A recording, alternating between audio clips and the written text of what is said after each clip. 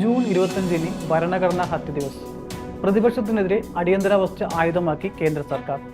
1975 അടിയന്തരാവസ്ഥയിലെ മനുഷ്യത്വരഹിതമായ വേദനകൾ സഹിച്ച എല്ലാവരുടെയും മഹത്തായ സംഭാവനകളെ സ്മരിക്കുന്നതാണ് സംവിധാൻ ഹത്യ ദിവസ് എന്ന് അമിത്ഷാ പ്രസ്താവനയിൽ പറയുന്നു.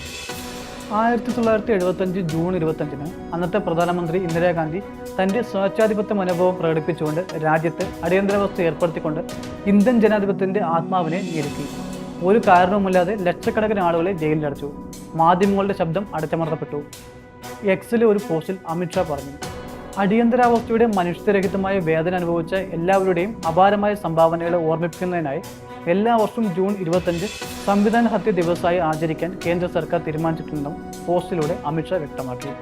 ജൂൺ 25 സംവിധാൻ ഹത്യ ദിവസമായി ആചരിക്കുന്നത് ഇന്ത്യൻ ഭരണഘടന ചവിട്ടിമെതിക്കപ്പെട്ടപ്പോൾ എന്താണ് സംഭവിച്ചതെന്നതിന്റെ ഓർമ്മപ്പെടുത്തലായി വർത്തിക്കുമെന്ന് പ്രധാനമന്ത്രി നരേന്ദ്രമോദിയും എക്സിൽ കുറിച്ചു.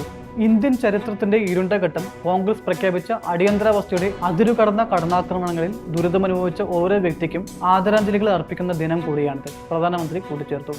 കഴിഞ്ഞ മാസം പാർലമെന്റിന്റെ ഇരുസഭകളുടെയും സംയുക്ത സമ്മേളനത്തെ അഭിസംബോധന ചെയ്തുകൊണ്ട് സംസാരിച്ച രാഷ്ട്രപതി ദ്രൗപദി മുർമുവും അടിയന്തരാവസ്ഥ കാലത്തെക്കുറിച്ച് പരാമർശിച്ചിരുന്നു.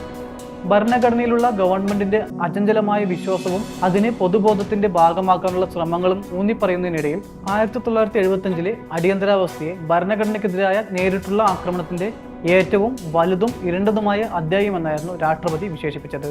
പുതിയ സർക്കാരിൽ ചുമതലയേറ്റയുടൻ ലോക്സഭാ സ്പീക്കർ ഓം ബിർളയും 1975 ജൂൺ 25-26 രാത്രിയിൽ അടിയന്തരാവസ്ഥ ഏർപ്പെടുത്തിയതിനെ അപലപിക്കുന്ന പ്രമേയം വായിച്ചിരുന്നു.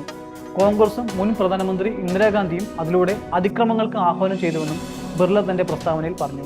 1975 അടിയന്തരാവസ്ഥ ഏർപ്പെടുത്താനുള്ള തീരുമാനത്തെ ഈ സഭ അപലപിക്കുന്നു.